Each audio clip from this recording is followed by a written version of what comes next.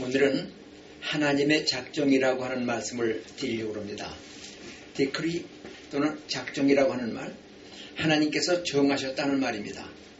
제가 미국에 와서 공부하는 동안에 목회할 기회가 생겨서 주일날 차도 없으니까 신자가 와서 저를 태워서 교회 데려다주면 가서 설교하고, 또 이제 그곳에서 나를 기숙사에 데려다주면 다시 기숙사로 와서 내일 공부할 내용들을 살펴봅니다. 숙제도 있고, 또 아침에 공부하기 전에 퀴즈라고 간단한 문제를 내서 답을 쓰게 하는, 예습을 해왔나 안 왔나 체크하는 그러한 시간들이 있는데, 교회 갔다 와서 열심히 준비하고 있는데 누가 노크를 해요. 그래서 누구냐고 들어오라고 하니까 같이 공부하는 어느 학생이 왔어요. 그래서 내가 아니 아무개 공부 다 끝났어 그랬더니 아니에요, 전 좀 이따 할 겁니다. 그리고 나한테 묻는 말이, 목사님, 제가 목사님 방에 이렇게 온 것이 제가 오고 싶어서 왔겠어요, 하나님이 가라고 하셨겠어요? 그럼 물어. 그래서 내가 아니 이 사람아, 당신이 여기 오고 싶어 온 거지 하나님이 가라고 하셨어? 그랬더니 그러면 모든 건 다 하나님이 정하신 일입니다. 그래서 내가 아니 그럼 내가 이렇게 손을 드는 것도 하나님이 손을 들라고 하시는 거냐? 고개를 내가 끼우거리는 것도 하나님이 하라고 하시는 거냐? 그러면 하나님께서는 모든 것을 작정하셨기에 하나님의 작정대로 되는 겁니다. 얘기를 해요. 굉장히 하나님을 잘 믿는 신앙 같지만 제가 볼 때는 지나쳐 보였습니다. 하나님께서 물론 주권을 가지시고 작정하시는 것이 사실이지만, 이렇게 인간의 하나하나, 내가 말하고 행동하는 하나하나까지도 정하셨는가 하는 점에서 바로 사도행전 17장에 보면 그러한 주장이 나옵니다. 바울 사도가 아덴에 가서 스토이크 학파와 변론하는 중에 스토이크 학파들이 그렇게 얘기를 해요. 그 사람들은 극단의 운명론을 주장합니다. 제도라고 하는 사람을 통해서 만들어진 철학 사상인데 모든 것들은 이미 작정됐다. 그러므로 이 운명을 벗어나려고 노력해야 안 된다. 운명을 따라 살아. 숙명적인 삶을 살도록 얘기하는 것이 이게 숙명론입니다. 그런데 오늘 반대의 이야기를 하는 사람들도 있어요.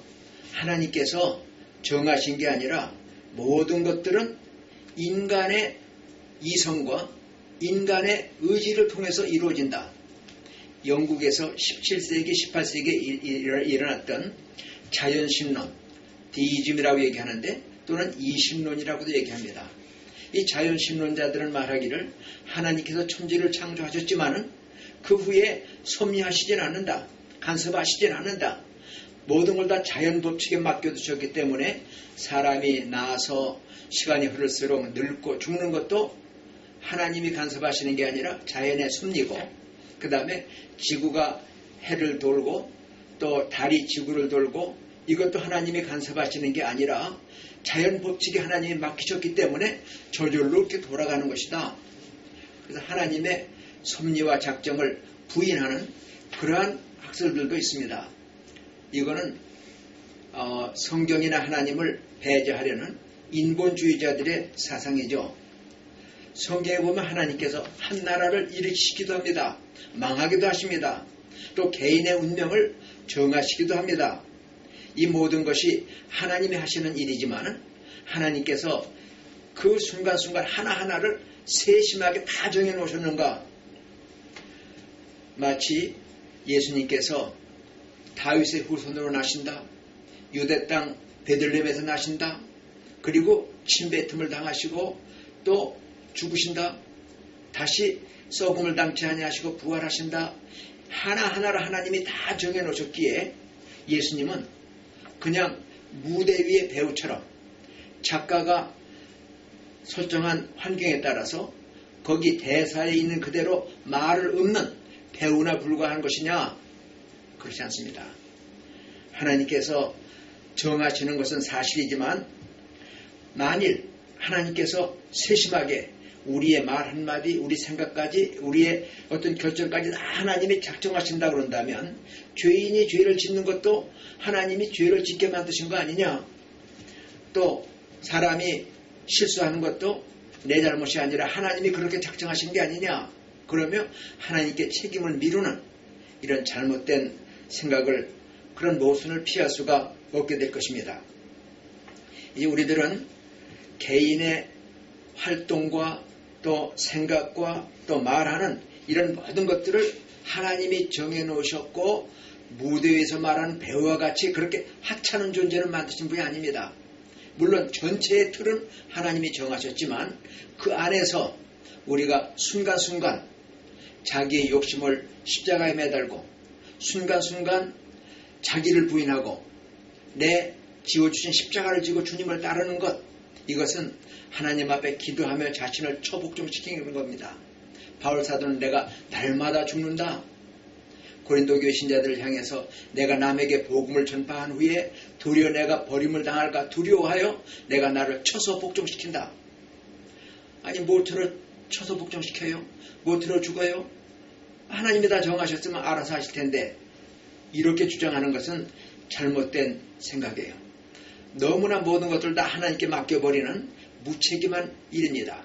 하나님께서 우리를 구원하시기로 작정하시고 때가 되어 부르셨지만 하나님의 자녀답게 사는 것은 우리가 성령의 충만함을 구하고 순간순간 죄악된 내 육신과 정과 욕심을 십자가에 못 박는 이러한 결단이 우리에게 필요한 것입니다.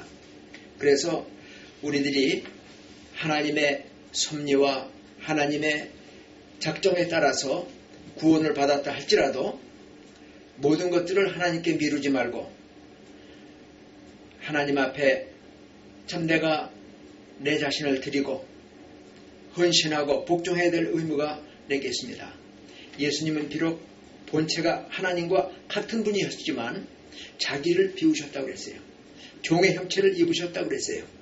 그리고 하나님과 동등됨을 취할 것으로 여기지 아니하시고 마귀는 하나님과 동등됨을 취하려고 하다가 그만 타락하고 말았잖아요. 예수님은 자신을 비우시고 하나님과 동등됨을 취할 것을 여기신 게 아니라 오히려 종의 형체를 입으셨고 하나님 앞에 복종하기를 십자가에 죽기까지 복종하셨다. 그러므로 하나님이 그를 지극히 높여 하나님 보좌 우편에 앉히셨다고 성경은 가르치고 있습니다. 이제 우리의 삶이 운명에 의해서가 아니라 하나님이 하나하나 정해놓으신 그 디테일한 아주 세부적인 내가 그 손 움직이는 거라든지 어떤 사람이 내 방에 찾아오는 것도 이게 다 하나하나 하나님이 정하셨다고 하는 이런 그 지나친 하나님 의존적인 생각이나 아니면 하나님을 아예 제쳐놓고 인간이 내 의지로 내 이성으로 내가 마음대로 살 수 있다. 하나님과는 관계가 없다고 하는 그러한 잘못된 사상도 우리가 벗어나서 하나님의 작정과 섭리와 뜻, 디크리, 그 다음에 섭리, providence, 하나님의 뜻, will, 이 디크리, providence, will, 작정과 섭리와 뜻이 뭔지 분명히 깨달으면 지나친 숙명론에 빠지지도 않고 하나님이 다 정해 주셨으니까 우리는 어쩔 수 없다. 이렇게 내가 가난하게 된 것도 이렇게 타락하게 된 것도 다 하나님이 정하신 거니까 어쩔 수 없다. 하나님은 숙명론에 빠져서도 안 되고 또 반면에 내가 다 할 수 있다고 하는 교만, 하나님은 제쳐놓고 내 경험, 내 힘, 그래서 사람들이 하나님이 무슨 필요가 있냐? 내 주목이 하나님이다. 내 돈이 하나님이다. 이런 사람들도 있어요. 다 잘못된 얘기입니다. 그러면 작정과 섭리와 뜻이 무엇인지 우리 한번 다시 살펴보죠. 지극히 지혜롭고 선하신 하나님께서 어떤 목적을 가지고 그 목적하신 바를 이루려고 정하신 것, 이게 바로 작정입니다. 이 작정을 이루시기 위해서 하나님께서 그가 만드신 만물을 섭리하시니 하나님이 감독하시고 통치하시는 이게 바로 프로비던스, 섭리입니다. 다시 말해서 작정이라고 하는 것은 하나님의 뜻을 기초로 하여 결정이 됩니다. 하나님께서 선한 뜻을 기초로 해서 세상을, 한 나라를, 한 개인을 이렇게 하리라 작정을 하셔요. 그리고 그 작정이 이루어가게 하시는 것이 하나님의 섭리입니다. 그러므로 하나님의 작정은 하나님의 지극히 선하신 성품이 기초가 되고 있고, 그리고 하나님께서 이 성품을 기초로 모든 일들을 이루어 가시는데 그 목적은 하나님의 영광을 위하는 것입니다. 그래서 우리가 세상에 지음받고 태어난 것도, 그 다음에 먹고 마시는 것도 그 궁극적인 목적은 하나님을 영화스럽게 하는 겁니다. 고린도전서 10장 31절에 보면 그런즉 너희가 먹든지 마시든지 무엇을 하든지 다 하나님의 영광을 위하여 하라 라고 가르치고 있습니다. 우리가 말을 하려거든 하나님의 말씀을 하는 것 같이 하고, 무슨 봉사하고 일을 하려면 하나님이 공급하시는 힘으로 하는 것 같이 하여 예수 그리스도로 말미암아 하나님께 영광을 돌리게 하라. 헌금을 많이 하십니까? 하나님께 감사하세요. 사람들에겐 하나님이 나에게 은혜와 복을 주셨기에 하나님의 것으로 하나님의 영광을 위하여 구제합니다. 헌금합니다. 내게 아닙니다. 라고 말할 수 있어야 돼요. 기도를 많이 하십니까? 다른 사람에 대해서 비판하지 마세요. 나에게 기도의 영을 주신 하나님께 감사하며, 내가 힘이 없어서, 내가 물질이 없어서 다른 것으로 봉사하지 못하지만 기도합니다. 중보합니다. 각각 같은 성령님께서 그리스도의 지체된 우리 신자들에게 각각의 은사를 주십니다.